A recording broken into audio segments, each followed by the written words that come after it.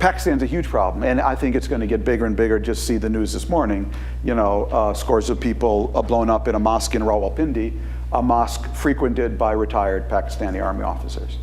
And again, one of the things that really worries me, we're going to go into Afghanistan really big, and we're going to get sucked into the whole Pakistan thing. And because, how does that play out? Well, I think Zardari, my own feeling, I wonder, let me put it in the questioning form, I wonder if he is long for this job. The army just took away his right to control Pakistan's nuclear weapons. I think he's a weak figure. He has a legacy of massive corruption.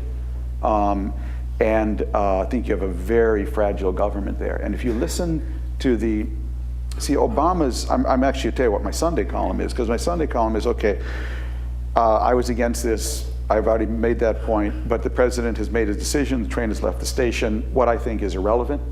And now I just care about one thing, that we not fail, and that the Obama presidency not be destroyed over this. So here's what I think we have to do to redeem his policy. Here's what's got to happen. And because I'm not sure, again, this is all thought through. You got to I am not of the view, but one of the most bizarre things about what's going to happen in Afghanistan is Karzai is both the cause of the surge and the beneficiary. Okay, he is the cause of the surge. It was the massive corruption and dysfunctionality of his government that alienated so many Afghans that they actually were ready to go back and embrace the Taliban again, because they provided two things they wanted at the most basic, simple level: security and justice. Okay. So remember, we are surging there. He is both the cause of the surge, and he's now about to be the beneficiary of the surge. And therefore, there are three words I will advise my readers to pay attention to, three phrases, as you measure whether this is working or not.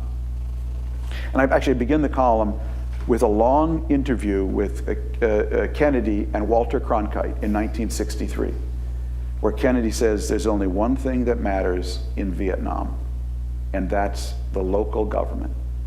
If you don't have a decent government there that people are ready to fight for, there's nothing we can do. It's an amazing interview, actually, which someone in Afghanistan sent me.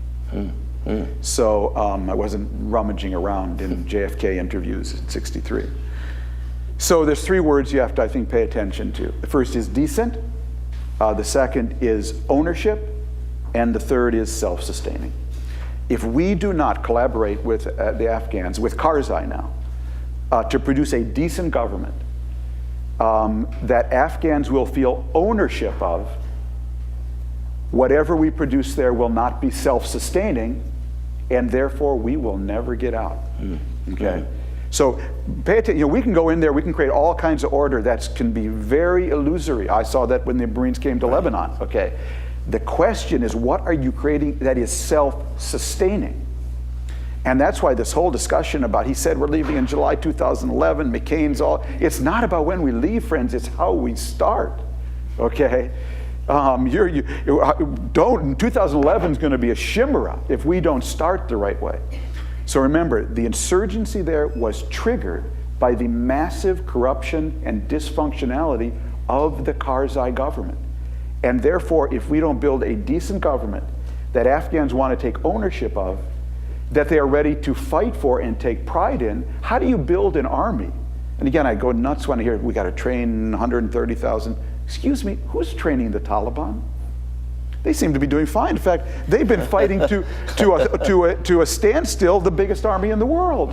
Can anyone tell me who's been training them? It's not about training, it's not about way, it's about will. And you cannot train an army if you have a government they aren't ready to fight for. Then that army and police just hover between the people and some fictional government up above. So decency that leads to ownership produces self-sustaining. Why is there even a glimmer of hope right now in Iraq? There's a glimmer of hope in Iraq because the tribal awakening basically was Iraqis saying, we are going to throw these people out. Okay? So what we're actually trying to do in Afghanistan is create the conditions for an awakening. Okay? Right now those conditions are suppressed because people look at their own government, they don't want to fight for it. So this is a prior level.